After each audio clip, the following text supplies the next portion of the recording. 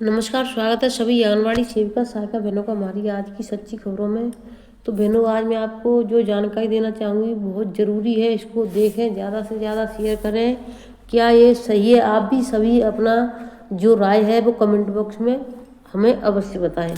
तो देखिए, जो आपकी राज्यपाल मंत्री हैं आनंदीबेन पटेल, आपकी जो राज्यपाल हैं, तो उनका दौरा कल, आज यानी 16 तारीख है, कल 17 तारीख को दौरा किस जिले में रहेगा। तो बाकी सभी बहन अपना सतर्क हो जाए, समय से केंद्र खोलें, क्योंकि केंद्र तो आपके शनिवार से ही खुल चुके हैं। महाराजगंज उत्तर प्रदेश की महामहिम राज्यपाल आनंदीबेन पटेल सोमवार यानी 17 मार्च को जनपद के दौरे पर आ रही हैं। राज्यपाल जनपद में लगभग 3.5 घंटे तक रहेंगी। इस दौरान वह कई कार्यक्रमों में भी हिस्सा लेंगी, तो यानी कार्यक्रमों में हिस्सा लेंगी और वो आंगनबाड़ी केंद्रों पर भी जा सकती हैं। इसी के साथ साथ में आपको जो आंगनबाड़ी भर्ती की समस्या आ रही है, किसी को पैसे देकर तो किसी को बिना पैसे देकर कैसे क्या किया जा रहा है, आज बहुत जिस बहन की जो विधवा बहन है उसका सिलेक्शन नहीं हुआ है, तो उस पर कई कमेंट अपनी अपनी तरह से आए हैं।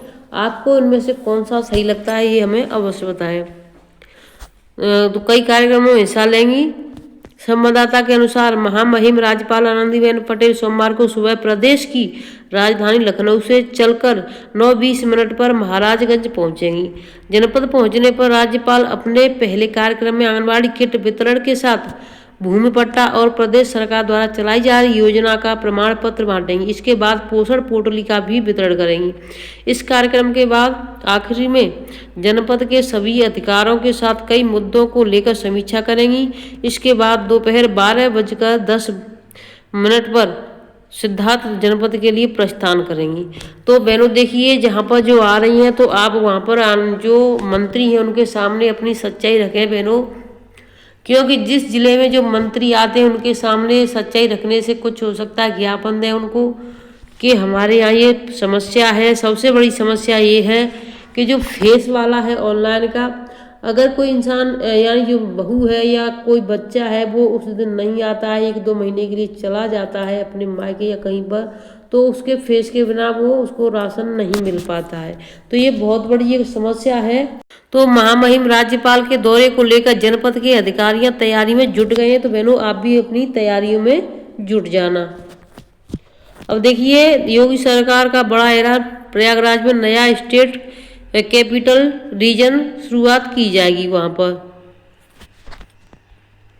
ये देखिए अगली खबर है, संत कबीर नगर से जिले में चल रही 2005 आंगनबाड़ी कार्यकर्तियों के रिक्त पदों की भर्ती प्रक्रिया पूर्ण हो चुकी है। जिले के डीएम द्वारा दिए गए अनुमोदन के बाद चयनित हुई महिला आवेदकों की अंतिम सूची सभी बाल विकास परियोजना कार्यालय और कार्यालय पर चस्पा दी गई है। इस संबंध में डीपीओ सत्येंद्र सिंह का कहना है कि शासन के आदेश पर जिले में शहरी एवं ग्रामीण क्षेत्रों की सभी 9 बाल विकास परियोजना में मार्च 2024 में विज्ञप्ति जारी की गई थी। अब ऑनलाइन आए आवेदनों की एडीएम की अध्यक्षता में गठित चयन समिति द्वारा जांच कर चयन की कार्रवाई पूर्ण कर ली गई है। इसके बाद पात्र आवेदक महिलाओं की सूची जारी कर दी गई है। मुरादाबाद जिले के 8 ब्लॉकों में पिछले साल अंत के जारी विज्ञप्ति के बाद 362 आंगनबाड़ी कार्यकर्तियों के रिक्त पदों पर ऑनलाइन आवेदन आए थे। कुल 362 पदों के सापेक्ष आए आवेदकों की काउंसलिंग शुरू हो गई है। जिला कार्यक्रम अधिकारी कार्यालय में ऑनलाइन आए आवेदकों में अपलोड किए गए डॉक्यूमेंट की जांच शुरू कर दी गई। जिले की डीपीओ जानकी देवी आर्य के अनुसार जिले में ऑनलाइन आवेदन प्रक्रिया के बाद आवेदकों को बुलाकर फॉर्म के साथ जमा किए गए दस्तावेजों की जाँच की जा रही है। इसके बाद अभिलेखों की जांच कर अंतिम मेरिट सूची जारी की जाएगी। इस सूची में इसके अंक ज़्यादा होंगे उस महिला को नियुक्ति पत्र जारी किया जाएगा। कौशाम्बी जिले में मार्च 2024 में 190 पदों पर भर्ती का विज्ञप्ति निकाला गया था, जिसमें महिलाओं ने ऑनलाइन आवेदन किया है, लेकिन ऑनलाइन आवेदन के बाद भी आंगनबाड़ी भर्ती में गड़बड़ी की खबरें सामने आ रही हैं। शासन द्वारा जारी नियमावली के अनुसार पात्र महिलाओं को अपात्र घोषित किया जा रहा है, जिससे महिलाओं में नाराजगी है। जिले के मंजनपुर ब्लॉक में सरसवा गांव की आवेदक महिला कल्पना देवी ने आंगनबाड़ी भर्ती प्रक्रिया पर आपत्ति उठाई है। कल्पना देवी का कहना है कि उनके द्वारा शैक्षिक योग्यता के अपलोड किए गए डॉक्यूमेंट में किए गए डॉक्यूमेंट के अनुसार उनके नंबर ज़्यादा होने के बाद भी उन्हें अपात्र घोषित कर दिया गया, जबकि कम अंक वाली महिला को पात्र माना गया है। जिले में पीड़ित कल्पना ने बताया कि नियमावली के अनुसार भर्ती प्रक्रिया में उसके नंबर बहुत ज़्यादा हैं, जिसमें हाई स्कूल में 85%, इंटरमीडिएट में 57%, स्नातक में 59%, 277% अंक हैं। साथ ही तलाकशुदा होने के बाद भी उसको अपात्र घोषित कर दिया गया है। अब इसकी शिकायत डीएम से करके जांच की मांग की गई है।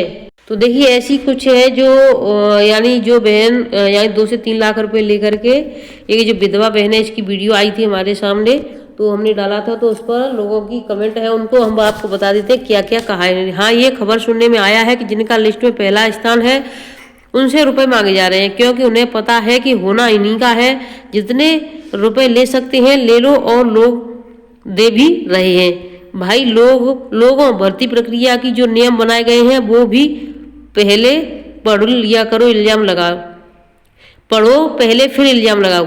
भाई आप कब का बना रहे हैं 2023 का, इसलिए इन्हें हटाया गया है। केवल 6 महीने के अंदर का आय जाति निवास चाहिए। बताइए, मैं आपको झूठे हैं, झूठ लगते हैं भी किसी कोई दर्द नहीं समझे, दर्द नहीं समझ सकता। अगर गलत था तो वो अब किसके हुआ, उसको कैसे हुआ उसका? अगर पहले जिसका जो गलत है तो उसका कैसे हुआ?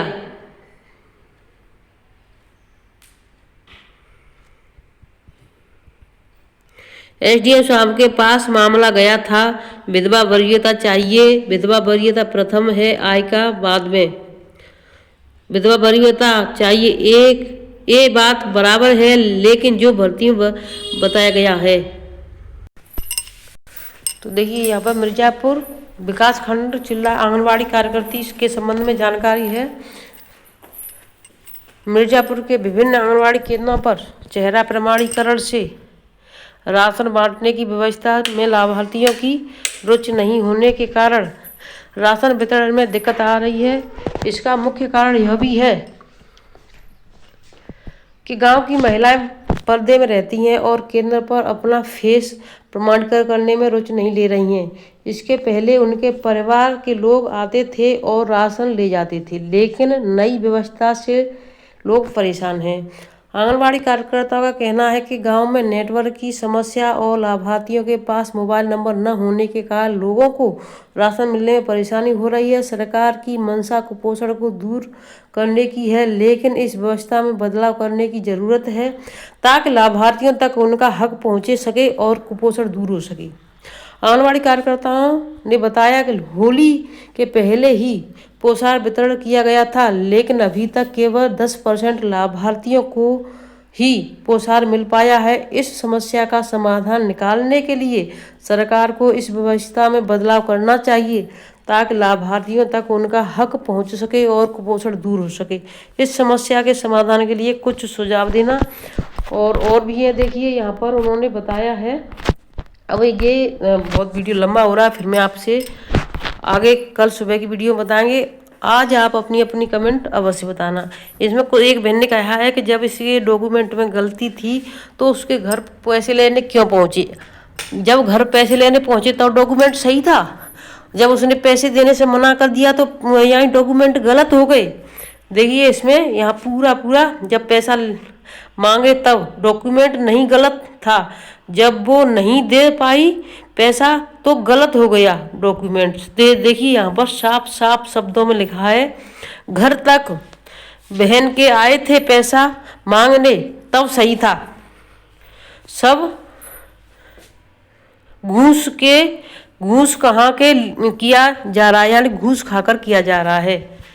तुम पैसा दो भी तो भी नहीं होगा। कुछ भाई बहनों की अलग सोच है, लेकिन मैं जो सामने देख पा रही हूँ, बाकी सभी जिलों से बहनों की खबर आ रही है कि पैसा लेकर हो रहा है।